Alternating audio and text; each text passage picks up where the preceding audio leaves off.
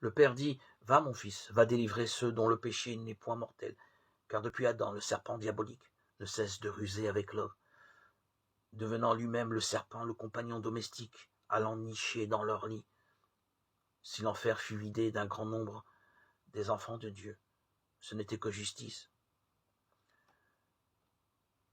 Le Créateur laissa accomplir la phase encore plus rude que l'homme ne puisse réaliser.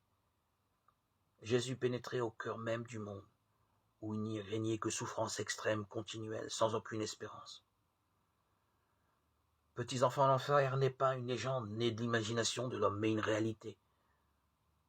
La puissance du Christ par sa résurrection fut bouleversante et surprenante, de saisissement pour les âmes des captifs, qui ne se tordaient non point de souffrance, mais de tressaillement de la joie des bienheureux. Jésus, qui s'est fait homme pour nous et est ressuscité.